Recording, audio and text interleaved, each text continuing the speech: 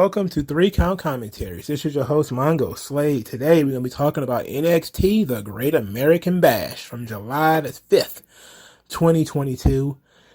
First, news and notes. There's only really one thing to discuss, and that is the Io Shirai drama. There's talk of Io Shirai wanting to go back to Japan and maybe not re-signing with NXT. And there is some talk that WWE isn't really trying very hard to get Io Shirai to come back, and maybe they're just going to phase her out. However that goes. This dropped a couple of days ago, so it's been around for a while. Io Shirai was an integral part of NXT's success. She picked up the mantle that was left by the Sasha Bankses and the Baileys and really took off. Especially, the Oscars and all of them, she really followed in their footsteps and was a very strong presence on the NXT roster, pretty much her entire run. She's done an awesome job. There is a belief, of course, that maybe she wants to go back to Japan and, go back to working for Stardom, similar to what Kairi did, similar to Kushida as well, that maybe after this run, she just kind of wants to go back home, which you can't really blame anybody for. It seems to be a running thing with the Japanese wrestlers that they come in, they make a couple of bucks, and unless they're Nakamura and wanting to stay in surf, they're like, hey, I made my money, let me get back to my home country, which is perfectly fine with me. I don't have a problem with that. I know a lot of other fans seem to think that you could promise these people mansions and fancy cars and all of a sudden they want to stay. If she just wants to go back home, then there's not really a money issue then, because you can't really offer her money to stay.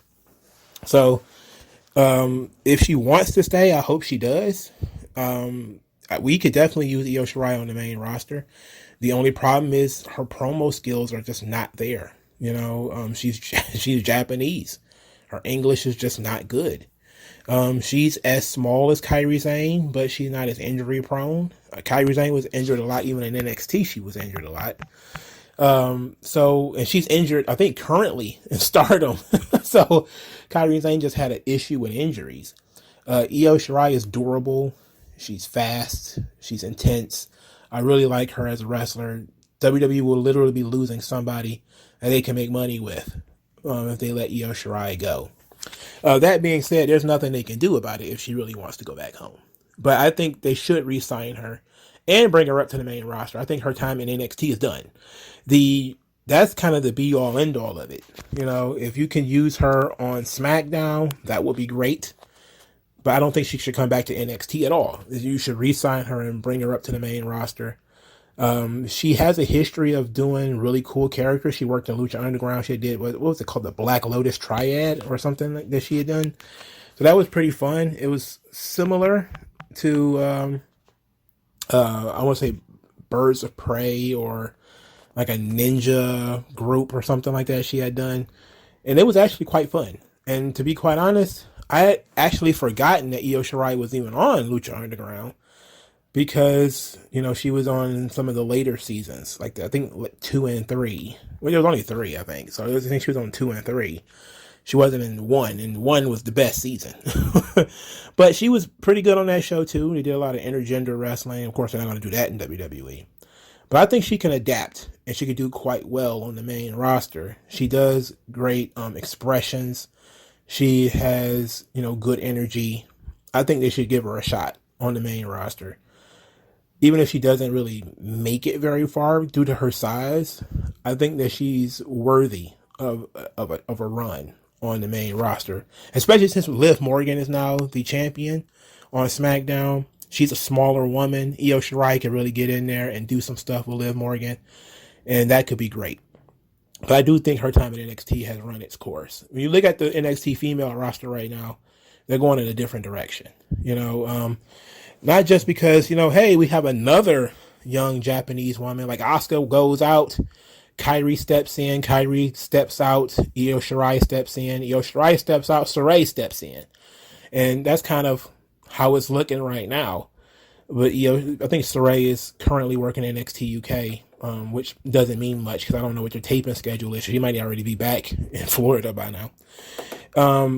So I think that Io Shirai should go to the main roster and she should return to WWE. But if she just wants to go back home, or if the money is offensive, like they're trying to lowball her or something like that, which WWE is prone to do, then she should leave. Don't come back for less than you deserve just because I'm a fan. But don't stick around in NXT either, because she near the end, especially after she lost to Raquel, that was kind of it. I know she was standing around to do the tag team thing with Zoe Stark. I had this running gag where I was saying Zoe Stark was 40, and people just thought it was for real. I was just mean like Zoe Stark looks 40, but Zoe Stark is still injured. I don't know if Io Shirai was injured. I think she was, which is why her contract, I think, was frozen for a little while. But either or, it's supposed to be coming up soon. Hopefully they come to grips with bringing her back. I would love to see Io Shirai on the main roster, and that would be very fun. But I understand if she want to go home. All right, so let's get into NXT 2.0 Great American Bash Edition. Let's talk about this cold open. Briggs and Jensen are throwing a barbecue, which, Briggs and Jensen aren't my favorite guys in the world. But this barbecue is infinitely more fun than the Raw barbecue. You got Jensen being creepy as hell to Sloane Jacobs and Ariana Grace.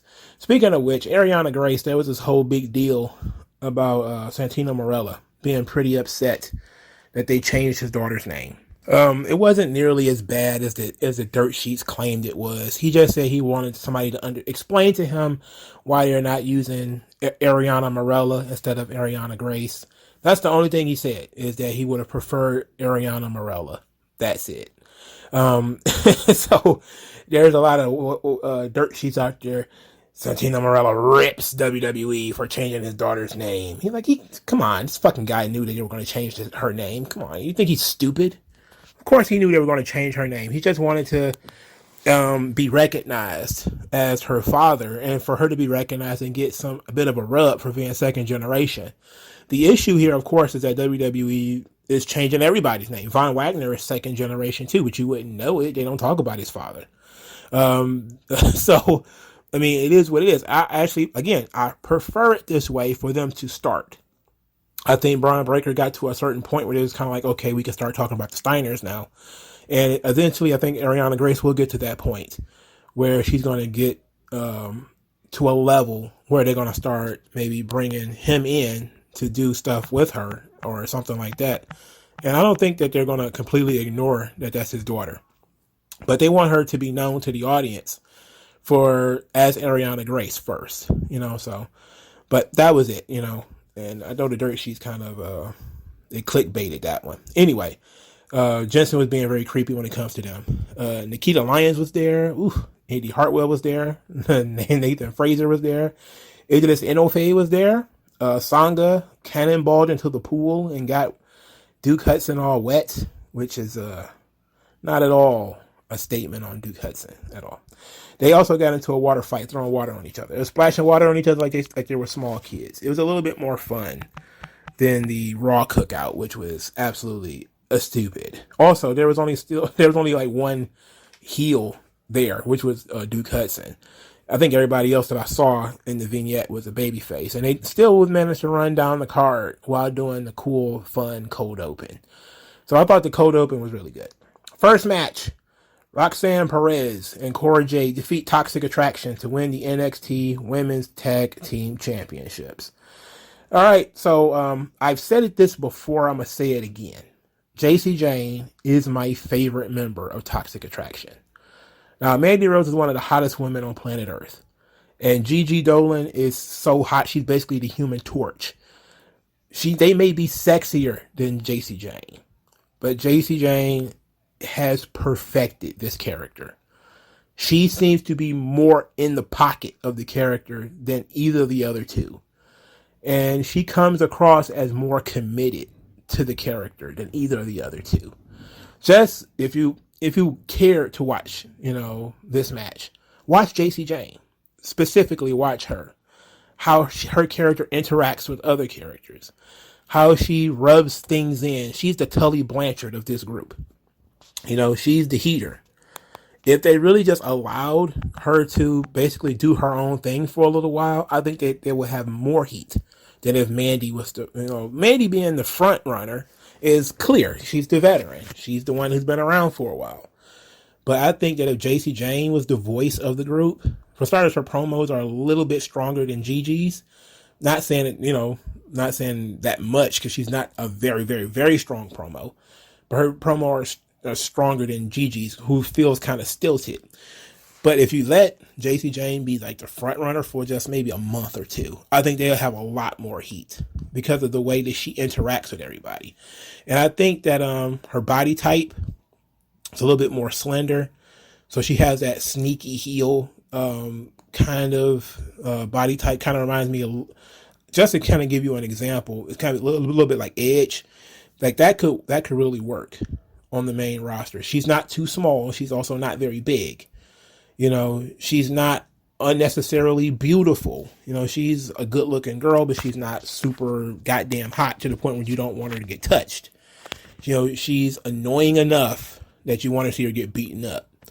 I think she is really the standout of Toxic Attraction. And I've been watching this group as long as everybody else has been watching them. And she jumps out and she steals the scenes whenever she's in them. I really like JC Jane. I think people need to, they've been overlooking her because Mandy, of course, is the star and is the one that's always getting the push. And Gigi is the indie star, the one who's on the independent, and she's getting thicker every day. Gigi is getting thick in all the right places, literally all the time. And the girl oozes sex appeal. But JC Jane is she's getting there. She's in the pocket when it comes to being a heel in this conception. All right, so I do have this is a solid match. I do have a complaint though, a serious complaint. Roxanne Perez gave Gigi Dolan an enziguri, and Gigi Dolan did not take a bump. Instead, she stumbled. I've been seeing this in wrestling companies for at least a good 3 or 4 years now, that you get kicked in the head and you don't take a bump. It's the silliest fucking thing in the world. Like, Gigi Dolan weighs no more than 150 pounds. If she get kicked in the head, she should go down. You don't have to take a huge bump. You don't have to flop like Shawn Michaels, but you should go down. The idea that you're going to take a enziguri and stumble to the ropes like you're a fucking Undertaker is ridiculous. Come on. Take a bump. All right. I did like the drop kick leg sweep combo from Cora and Roxanne. I thought that was pretty dope. The finish comes in with Mandy Rose being ejected. Then there was some miscommunication as the finish looked kind of sloppy, where Cora Jade tackled JC Jane and they had a little bit of a trouble getting out of the ring. This led to Roxanne hitting the Hot Rocks, which is the code red for the pin. And the finish came across a little rushed, like they were crunched for time. But Roxanne Perez and Cora Jade win. Later, Roxanne Perez and Cora Jade cut a promo and talked about being best friends and finally being able to shut up Toxic Attraction. And Roxanne Perez has decided that she's not done with Toxic Attraction. She wants to end them for good. So she's going to use her breakout tournament privilege next week to challenge Mandy Rose for the NXT Women's Championship. Mandy Rose cut a promo saying that Gigi and JC have lost the titles before, and they corrected themselves later, and that these two just got lucky. And that once her adrenaline wears off, Roxanne Perez is going to realize she made a huge mistake and that she cannot beat Mandy Rose. The likelihood of Roxanne 2 belts is, I don't even see that as being something I take serious. I don't even take that seriously. I do believe they like Roxanne Perez. And I think that the only reason that Cora Jade even has a belt right now is because Roxanne Perez is there. But Roxanne having both belts, I mean, come on, that's ridiculous. I just don't see it. To be quite honest, I don't think, it seems silly to me that she would even win the tag team titles. It seems like the tag team championships would be a consolation prize more so than a stepping stone, But I don't mind it because they kind of cut off everybody's complaints that she was going to use the breakout tournament on the tag team championship. That was something everybody was kind of giving them shits for. So they kind of, okay, we're not going to do that. Instead, we're going to have them become number one contenders in an old fashioned kind of way by beating a top contender team. And then she's going to use her breakout tournament to challenge Mandy Rose. Okay, fine. I still think that, her being a tag team champion right now kind of steals some of the drama from the match next week, because now we know she's not going to win because she's not going to have both belts. The likelihood of Roxanne just walking around with two belts is kind of nonsensical to me. She's still less than 6 months on the roster. For her to have two belts in less than 6 months, talking about strapping a rocket to somebody. I don't see that happening. I don't think they like her that much. But, so it's interesting. They're just trying to use this thing to get it out of the way, I guess, instead of having her hold on to it, which I would have done. I would have had her hold on to it until, maybe Toxic Attraction screwed them out of the tag team belts or something like that. But I'm okay with it. I'm okay with JC Jane and Gigi Dolan losing. I think that Cora Jade kind of needed something. Similar to Liv Morgan, where you need something to keep people interested in your character. Cora Jade had lost to them so much that she needed something in order to maintain the fans' interest and sympathy in her, and to show that she still has something. And they did the right thing, giving the tag team titles to Cora Jade and Roxanne Perez.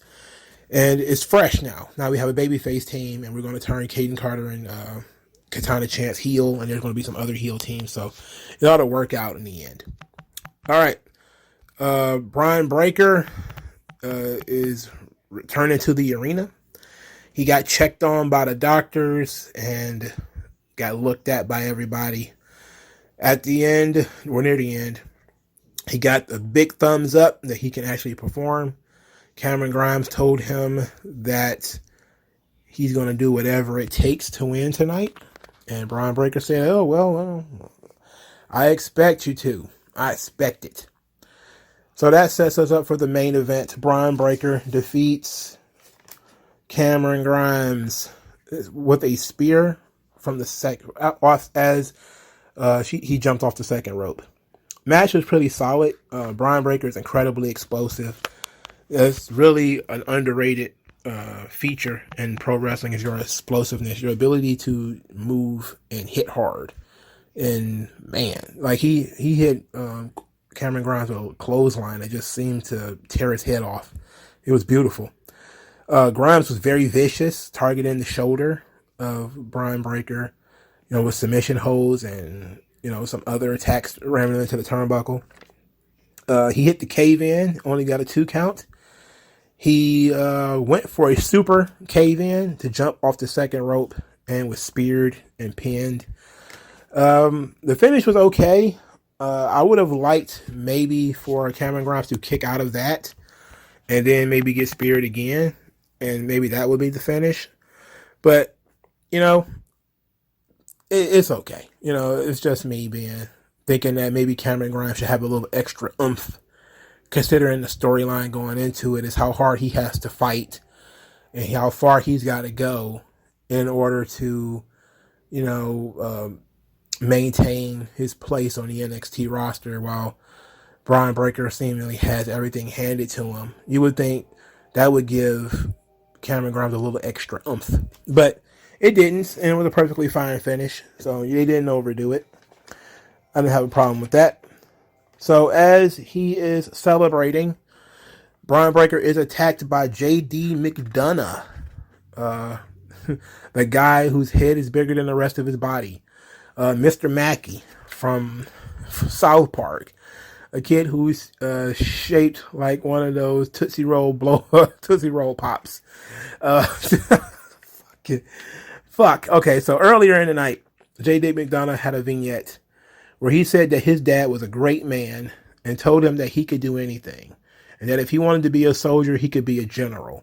And that was the day that the ace was born, the Irish ace. And that he's so far ahead of the rest of the roster that they can't see him without binoculars. and promised that he was going to debut next week. But that was all smoke and mirrors. He debuted tonight. And JD McDonagh attacks Bron Breakker. He going straight to the top. Not exactly what I would do in terms of what an opponent for Bron Breakker should be. I think that we should have spent more time building up McDonagh / Jordan Devlin. To me, this seemingly is a mistake. Unless he's not going to be in NXT very long and they're just going to shuffle him on to Raw or SmackDown. I think that him not starting at I'm not saying start at the absolute bottom as like he's an absolute rookie or something like that, but give people time to get used to the name, get people time to get used to who he is, his promo style and all that kind of stuff. Build him up as a credible threat. Here he just attacks Bron Breakker and puts him through a table. And people are just kind of like, the crowd reaction to this was kind of muted because a lot of people are kind of like, there's a big who is that energy when it comes to JD McDonagh in front of that crowd. There was big who that energy. Who that? Like, yeah, sure. Some people know who Jordan Devlin is because they may have watched Worlds Collide. They may have seen him on NXT before. They might have even remembered that he is a cruiserweight champion. He was cruiserweight champion when the pandemic hit and he got stuck over in Europe. Some people might remember that, but a lot of people don't. A lot of people don't remember because he didn't have an extensive run in NXT before. So you brought this guy and you basically put him at the top almost immediately. And I know that you're banking on him being an incredibly talented dude because of his indie career. And you want Bron Breakker to wrestle the best, or guys that are considered the best, or at least considered very good. And you think that Jordan Devlin / JD McDonagh is one of those kinds of guys. At the same time, though, there's big who dat energy with him, and we need to do some work. The vignettes were a good start. The vignettes were a good start of telling everybody who and what he is, but there was still big who dat energy. When he put Bron Breakker through the table, there wasn't intense heat. There was kind of confusion, like, what? And then he's not a big guy. So it's kind of like, all right, he just got attacked by this cruiserweight, this very small man. And you're going to have to spend some time getting him over in front of people and not just throwing him in front of the audience and saying, okay, well, here's our new top guy or a new top guy. I think a lot of people also were kind of disappointed because they wanted it to be Apollo Crews. They wanted Apollo Crews versus Bron Breakker. And to be quite honest, I'm glad they didn't do that because they did it with Dolph already. And so having Apollo Crews work with other people is probably for the best. Now, JD McDonagh getting the big push. Okay, go for it. But I think that we're going to Alba fire this guy, where he's going to come in, get this huge run at the top. People are going to be like, who that? Who there? I don't know, whatever. And they're going to have to start all over again. And that sucks because you just do it right the first time and you don't have to go through this. All right, so the next segment was Tony D'Angelo, who was getting his family together. He showed Legado del Fantasma, hey, Elektra Lopez is here. Showed them pictures of Santos Escobar in a hospital, saying that nobody laughs at Tony D. He had the nerve to call Tony D'Angelo and laugh last week, so he put him in the hospital handling business. Then he said that Elektra Lopez increased business 18%. Like, what? Like, you should keep her far away from this NXT place, then she might have to go through that parking lot. If a single person increased business 18%, they should be locked in a gold case. You keep them away from everybody. That's your good luck charm. That's the golden goose at that point. God damn, nobody should increase business 18%. I don't think Stone Cold Steve Austin can increase business 18% right now. Anyway, Tony D'Angelo says that the other two guys have one last chance to impress him next week, or they're all going to end up like Santos Escobar and Two Dimes, apparently. All right. I'm okay with that. Wesley was defeated by Trick Williams. Trick Willie, the greatest, in a boxing robe with red taped fists And he had the great Trick Willie. It's fucking great. He was wearing long tights, long boxing trunks. Apparently, since boxing trunks are a Grayson Waller's thing, he can't wear those. So he was wearing long boxing trunks. They had the boxing MMA water bottles to give Trick some water because he was very thirsty as Wesley was running him ragged. Trick kept walking around chanting Trick, Trick, Boomaye, which is hilarious. So Trick Williams now is imbued with the spirit of Muhammad Ali. The boxing robe was fantastic, by the way. The finish comes with Trick Williams spraying his hands with some weird liquid. We found out later this rubbing alcohol. He then rubs his fingers and hands all in the face of Wesley and hits him with a spin kick and pins him. This was fine. You know, Trick Williams mostly sold in this match. He really didn't do a lot. It was basically a match to show off Trick Williams as a singles competitor and to give him an opportunity to cheat. So this was great. You know, this was great. Him and Carmelo Hayes cheating and spraying water into his mouth like constantly with the water. It was great. He didn't even break a sweat in this match. So that should tell you that it didn't really put that much thought into it. Now, this does create a bit of a conundrum later because in the later match, you get Grayson Waller versus Carmelo Hayes. And you're looking at two heels, right? So Grayson Waller is cutting jokes about what he did with all the autograph stuff. He said that he sold one of Carmelo Hayes' autographs on eBay for 28 cents, and he gave another one to his mom. So he's been a dick. He's been an absolute dickhead. Carmelo Hayes, of course, says, you play with Melo, you play yourself. And these two are both heels. Hell, they used to be friends. And earlier in the night, you got Carmelo Hayes helping Trick Williams cheat. And now he has to work babyface against Grayson Waller, whom everybody hates. Everybody hates Grayson Waller. So Carmelo Hayes has to work babyface in this match. And it was hilarious. Okay, so Carmelo Hayes had a huge entrance. Fantastic entrance. Trick Williams introduced him, told us to keep our wigs on tight, which was great.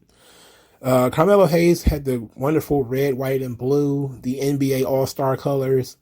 They've added basketballs to his entrance where they're kind of like lasered in. That was neat. It reminded me a lot of the New Generation era where they would kind of do lights off and do weird logos in the ring and along the ramp and stuff like that. It's very fun. Big stuff for Carmelo Hayes. Huge interest. He comes across like a superstar. It's fantastic shit. Grayson Waller just had his regular Grayson Waller entrance. So these guys really went out there and had a hell of a match. This is the match of the night. As far as I was concerned, it was really good. Despite it being heel versus heel, it was actually really good. And you see early that they actually know each other. You know, they're testing one another to see which one of them can get the upper hand, and they know each other pretty well. So they're not ignoring the history between the two. I like the pop-up back suplex by Grayson Waller. I think he did it from an electric chair position. It was actually pretty nice. Waller did some type of a flipping kill switch thing. I don't know what the hell that was. And I was like, what was that? Like it was like running, and then he grabbed his arms and went downward. So it looked like a kill switch, but it was from a running position. I don't know how the hell he even got into that, but it was only a 2 count. Grayson Waller went for his stupid finish a little bit later. He had to get outside the ring and run to the ring, and Trick Williams, all he did was step in the way. He just stepped between Grayson Waller and the ring. Grayson Waller stopped and was like, what are you doing? Wesley jumped out of the crowd to beat up on Trick Williams and chase Trick Williams away. Grayson Waller took a step back, ran into the ring anyway. His stunner move got countered. Knees to the stomach, flying leg drop from the top rope. Carmelo Hayes remains the A champion.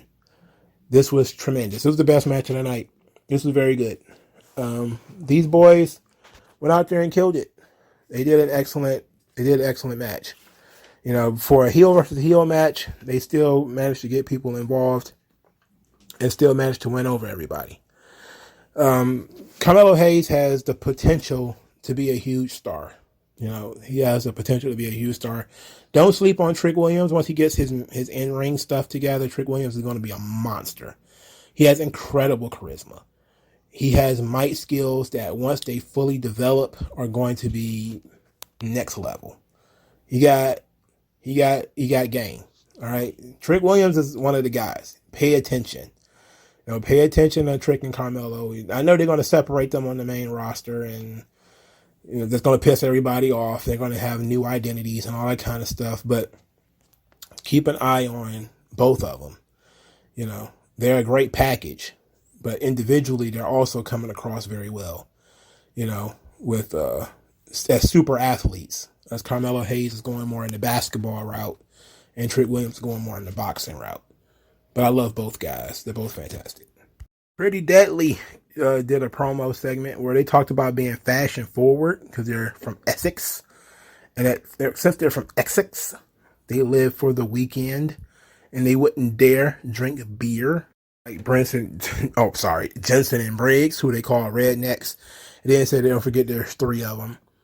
So it seems like we're sticking with Pretty Deadly. But they're leaning more into the whole fashion thing. So maybe we're just going to get what I want.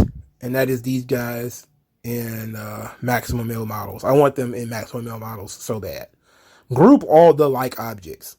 You know, like they really should be teaming up with Giovanni Vinci. You know, we'll be talking about in a few minutes. Like, we need to do that. They're like objects to the point where, you know, they're basically not exactly the same gimmick, but very similar. And they're doing a similar gimmick on the main roster. Like, fuck, bring all of them together. What's the problem here? What are we waiting on? I guess we got to have Briggs and Jensen beat somebody, which, you know, is what it is. But hopefully we get all of these guys together. That could be fun. All right, so Tiffany Stratton is backstage, and she's being, she's in her makeup chair. And she wants more powder. The makeup artist has moved to the side, and it's Wendy Chu who throws tons of fucking powder into the face of Tiffany Stratton. They didn't have a fight backstage during the picture-in-picture. And, you know, Wendy Chu is trying to murder Tiffany Stratton by running her over with that box. Like it's an equipment box. I'm like, what on earth is going on in this picture? This small box in this picture-in-picture. I can't see this. They fight all the way to the ring where it's scheduled for later, but the match needs to begin right now. It's Wendy Chu versus Tiffany Stratton. And the one thing that I have with this match, not only does Wendy Chu come across as being the mascot of NXT, and I can't stand it, but they were using big guy moves. Tiffany Stratton did a pop-up powerbomb in this match. Wendy Chu used a full Nelson Slam. I'm like, what the fuck? Is this Brock Lesnar versus Test or something? Like, what's going on here? Like, why are these girls using, like, somebody's gonna get choke slammed? What's happening here? Tiffany Stratton, her improvement is tremendous. She's looking better every time you see her. She's getting better. She knows her stuff now. She's actually learning the in between the moves stuff, the character stuff, how to interact with the audience. She's starting to get the hang of that. And she's going to be a dangerous motherfucker. I'm telling you. Tiffany Stratton is going to be something. Barring some unforeseen issues, Tiffany Stratton is going to be basically unstoppable on the main roster. She's going to be very good. She won this match with her twisting Vader bomb from the bottom rope. They did the storyline where she was working the hands of Wendy Chu, even ripping off her fingernails, which is vicious. Very violent stuff. So Tiffany Stratton looks amazing. Wendy Chu continues to just be Wendy Chu and get on everybody's nerves. I think we need to kill this Wendy Chu character off. We need to throw her like on a barbecue or something like that. Can we do that? It's okay if we chainsaw man Wendy Chu a little bit. You know, somebody chop her up and eat her or something like that. Spoilers. Anyway, it shouldn't be spoilers because hell, that motherfucking book been out for a while now. Most people read spoilers online, you know. I'm glad nobody spoiled it for me though. That was great. Thanks, guys. Apollo Crews comes out to cut a promo, and he says that last year that his children didn't recognize him, so they stopped watching him on TV. his kids didn't like Shonda Steele. They didn't like that. They didn't like him when he was Cobra Commander last year. I didn't like it either. I liked when he was cool and he was fighting Big E and trying to kill him. That was great. When he went into a full Saturday morning cartoon villain, hell, I wanted to stop watching him too. Anyway, he says now they are excited to watch him because they see him every week and he loves his children and they're the spark to his career. Then he started thinking about all the super athletic young talent backstage and making magic with each and every one of them. He named a couple of people like Carmelo Hayes and Nathan Fraser. Then Giovanni Vinci says that he was noticeably left off of the list and says that he's the one guy who can keep up with Apollo Crews, but not just keep up with him, but surpass him and do it in style. And Apollo Crews, of course, being the babyface, wants to fight him right now because babyfaces always want to fight right now. Instead of telling them to bug off, they always like, hey, what, you talking to me? You talking to me? Like every babyface has a chip on their shoulder now. Like sometimes babyfaces used to be, it's okay to be conflict avoidant as a babyface. Superman's conflict avoidant. He's not like, what? You talking shit? You talking shit? I beat your ass right now. It's not that kind of guy. Sometimes you might just want to be like, look, I didn't mean nothing by it. Get out of here. There's different ways of doing this. Every wrestler doesn't have to be the same. Like babyface has to be like an attack dog. Like what? What? Who you talking to? You talking to me? You talking to me? Like wait a minute. Like you want to throw hands immediately. It works for some characters, it doesn't work for others. And I think this was a story where Apollo Crews should have been like, look, man, I didn't mean anything by it. But since you came out here running your mouth, maybe you should prove it. And then force Giovanni Vinci to make the first move instead of, you just gonna beat his ass like off top. But Giovanni Vinci, of course, because every heel is the same too, declined to have the match right now because he says that he's dressed for a night out, not for these people. And said that he's going to give him 7 days to come up with an excuse to his children, which I was like, ooh, shouldn't have said that, buddy. They did mention in his promo that Apollo Crews has been envisioning how all of his scenarios are going to turn out, and says that when you envisioned a match with me, it didn't go your way, did it? So I thought that was an interesting little nod to what they've been doing with Apollo Crews on this roster. It seems that Giovanni Vinci isn't long for this world because he's about to get beat by Apollo Crews. And so he's going to get a couple of cheap wins, then get obliterated by Apollo Crews, and then what? Are we looking at maximum male models? I'm going to keep pushing it until it happens.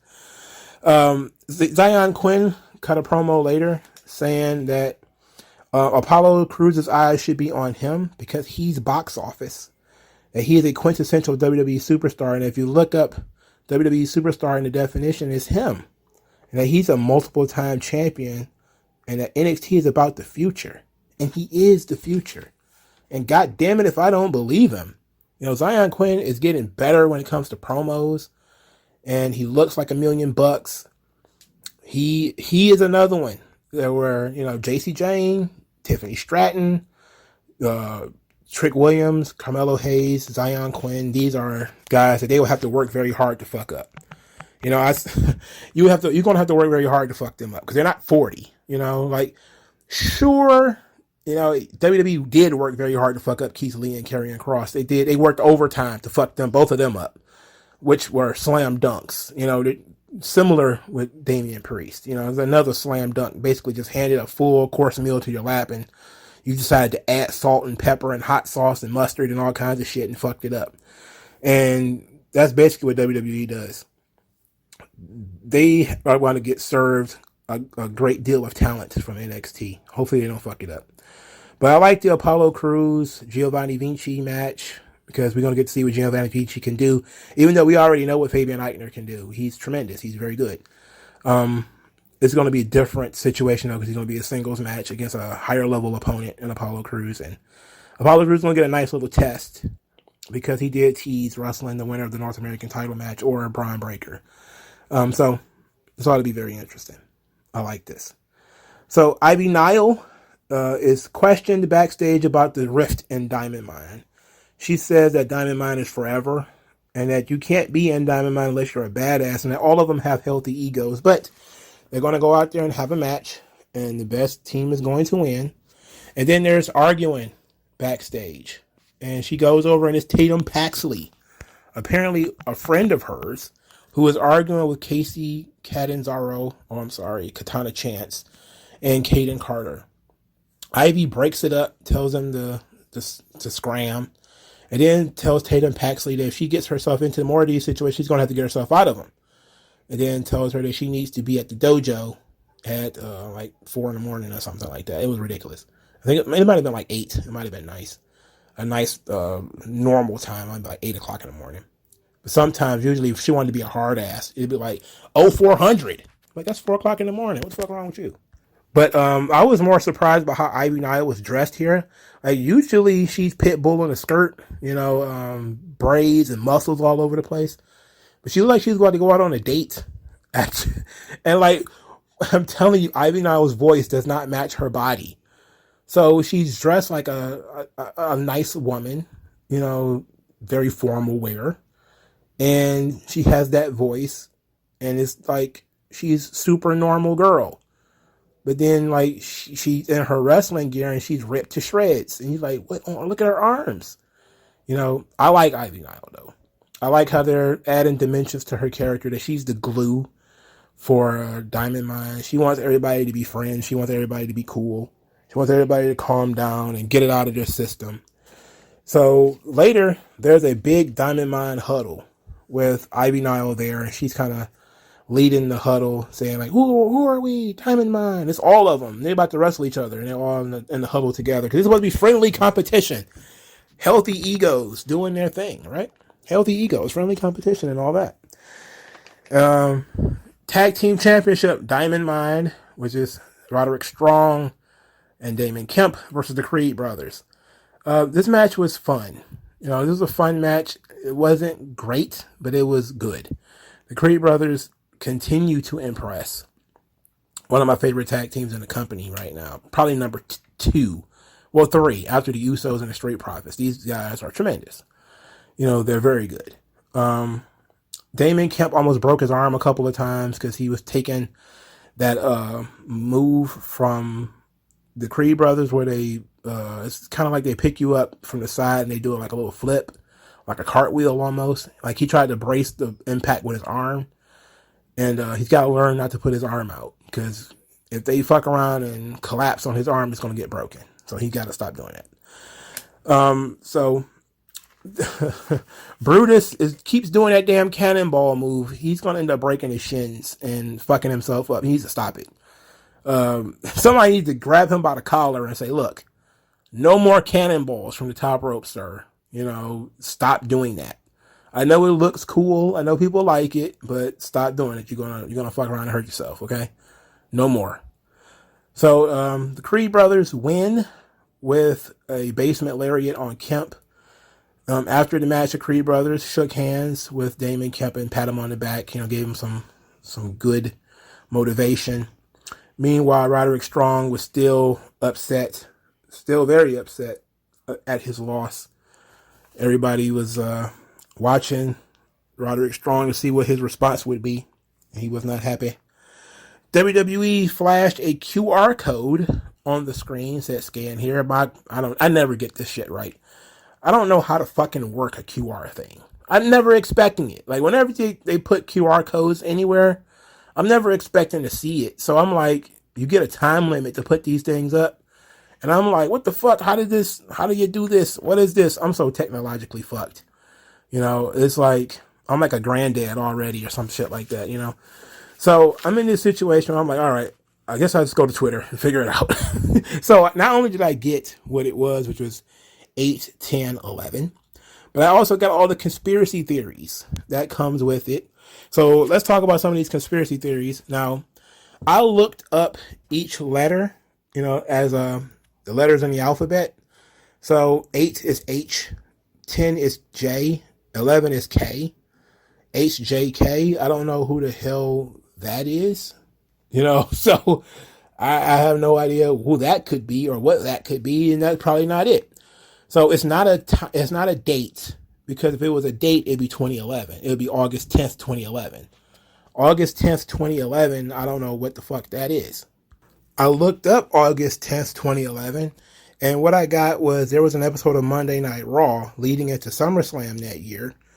And I'm not looking at anything on here that might be anyway interesting, except for Alex Riley was there and Dolph Ziggler was with Vicky Guerrero, and they were setting up the CM Punk John Cena championship match at SummerSlam that year. But I don't see anything that might lead to NXT currently, so it's probably not August 10th, 2011. So it's not letters because it doesn't give us any information. It's not a timer. It can't possibly be a timer. That'd be 8 hours or maybe 8 weeks or something like that. Who knows? So some people believe it might be something out of the Bible. They might think it's Romans 8, Romans 10. I mean, I don't know. Some people think it's going to be a callback to Full Sail. I don't know, but it's certainly not a date, because if it was a date, it'd been 10 years ago. And we looked at what WWE was doing 10 years ago. They were leading into SummerSlam, Cena versus Punk. I don't think that has anything to do with NXT. So I looked up NXT August 10th, 2011. Guess August 9th, 2011. And it's a television show. I don't know if it was a show or if it was a house show. I think it might have been a taped episode of NXT from Pavilion, Sacramento, California, August 9th. Justin Gabriel defeated Tyson Kidd. Darian Young defeated Matt Striker. Titus O'Neil with AJ Lee and Hornswoggle defeated Derek Bateman, who of course went on to be EC3. None of that has any significance to modern day NXT. So it's not a date. It's okay to not know what it is. I have no idea what it is.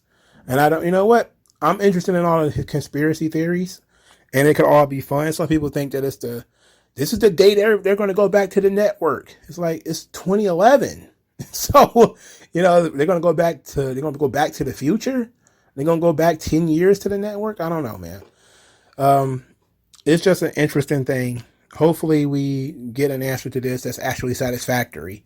And it's not some bullshit throwaway person from the main roster again. Last time they did something like this, it was Ember Moon. And we were not happy with that, trust me. All right. We got Chase University vignette. Andre Chase was giving them a history lesson on 1776. Bodie Hayward kept falling asleep.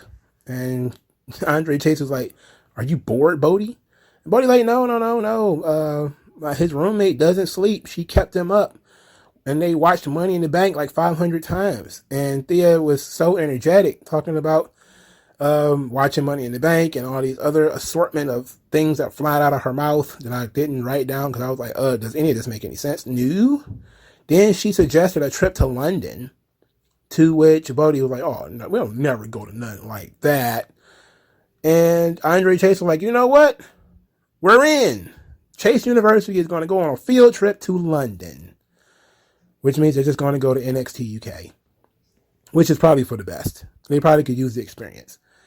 So, right before the end of the vignette, Chad in the back asked a question, had a statement plus a question, said that the Declaration of Independence was really ratified on July the 2nd.